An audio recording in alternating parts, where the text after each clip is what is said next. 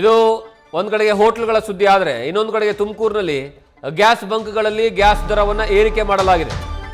ಏಕಾಏಕಿ ಹೆಚ್ಚಳವನ್ನು ಮಾಡಿ ಆ ಹಣವನ್ನು ಗ್ರಾಹಕರಿಂದ ಪಡ್ಕೊಳ್ಳುವಂತಹ ಕೆಲಸವನ್ನು ಮಾಡ್ತಾ ಇದ್ದಾರೆ.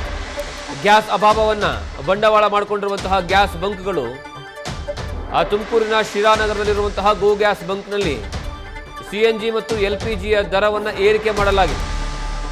ದಿಢೀರ್ ಏರಿಕೆಯಿಂದಾಗಿ ನೂರಾರು ಆಟೋ ಚಾಲಕರು ಪರದಾಡ್ತಾ ಇದ್ದಾರೆ. ನೀವು ದೃಶ್ಯಾವಳಿಗಳಲ್ಲೂ ಸಹ ನೋಡ್ತಾ ಇದ್ದೀರಾ. ದರ ಹೆಚ್ಚಳದ ಬಗ್ಗೆ ಪ್ರಶ್ನೆ ಏನಾದರೂ ಮಾಡಿದ್ದೆ ಆದರೆ ಆ ಬಂಕ್ ಸಿಬ್ಬಂದಿ ಉಡಾಫೆಯ ಉತ್ತರವನ್ನು ಕೊಡ್ತಾ ಇದ್ದಾರಂತೆ. ಈ ಬಗ್ಗೆ ಅಲ್ಲಿರುವಂತಹ ತುಮಕೂರಿನ ಜಿಲ್ಲಾಧಿಕಾರಿ ಶುಭ ಕಲ್ಯಾಣ ಅವರಿಂದ ಕ್ರಮ ಕೈಗೊಳ್ಳುವಂತಹ ಭರವಸೆ ಈಗಾಗಲೇ ಸಿಗ್ತಾ ಇದೆ. ಆದರೆ ಈ ರೀತಿಯಾಗಿ ಒಂದು ಕಡೆಗೆ ಆಗಿರುವಂತಹ ತೊಂದರೆಯನ್ನು ನಿಭಾಯಿಸುವ ಸಲುವಾಗಿ ಸರ್ಕಾರಗಳು ಹೆಣೆದಾಡ್ತಾ ಇದ್ದಾವೆ. ಮತ್ತೊಂದು ಕಡೆಗೆ ಇದನ್ನೇ ಬಂಡವಾಳ ಮಾಡಿಕೊಂಡು ಇದನ್ನೇ ಆದಾಯದ ಮೂಲವಾಗಿ ಮಾಡಿಕೊಳ್ಳೋಕ್ಕೆ ಕೆಲವೊಬ್ಬ ವ್ಯಕ್ತಿಗಳು ಹೋಗ್ತಾ ಇರೋ ಕಾರಣಕ್ಕಾಗಿ ಇಂಥವರಿಗೆ ಏನು ಹೇಳಬೇಕು ಗೊತ್ತಾಗ್ತಾ ಇಲ್ಲ. ಇಂಥ ಸಂದರ್ಭದಲ್ಲಿ ಜನರ ಜೊತೆಗೆ, ಸಮಾಜದ ಜೊತೆಗೆ, ದೇಶದ ಜೊತೆಗೆ ಎಲ್ಲರೂ ನಿಂತ್ಕೊಳ್ಬೇಕು. ಕಷ್ಟದ ಸಂದರ್ಭದಲ್ಲಿ ಅದನ್ನು ಸರಿದೂಗಿಸುವಂತಹ ಕೆಲಸಕ್ಕೆ ಕೈ ಜೋಡಿಸಬೇಕು.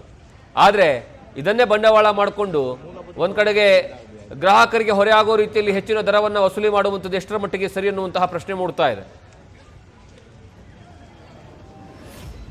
ಈ 3-4 ದಿವಸದಿಂದ 10, 5, 7, 8 ರೂಪಾಯಿ ಹಿಂಗೆ ಜಾಸ್ತಿ ಮಾಡ್ತಾನೆ ಇದ್ದಾರೆ.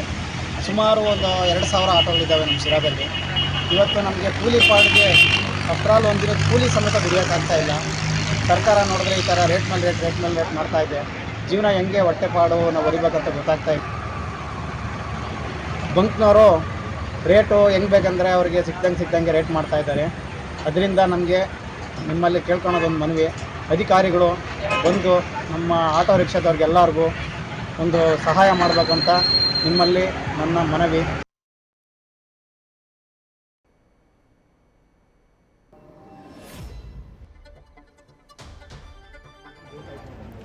ತುಮಕೂರು ಜಿಲ್ಲೆಯ ಶಿರಾದಲ್ಲಿ ಗೋ ಗ್ಯಾಸ್ ಅನ್ನುವಂತಹ ಒಂದು ಕಂಪನಿ ಗ್ಯಾಸ್ ಸಪ್ಲೈಯನ್ನು ಮಾಡ್ತಾ ಇತ್ತು. ಅಂದರೆ CNG ಮತ್ತು LPG ಆಟೋ ಮತ್ತು ವೆಹಿಕಲ್ಸ್ಗಳಿಗೆ. ಈಗ ಆದರೆ ಏಕಾಏಕಿ ಕಳೆದ 3-4 ದಿವಸಗಳಿಂದ ದರ ಏರಿಕೆಯನ್ನು ನಿರಂತರವಾಗಿ ಮಾಡ್ತಾ ಇದ್ದಾರಂತೆ. ಇದರಿಂದ ದೊಡ್ಡ ಮಟ್ಟದಲ್ಲಿ ಎಫೆಕ್ಟ್ ಆಗ್ತಾ ಇದೆ.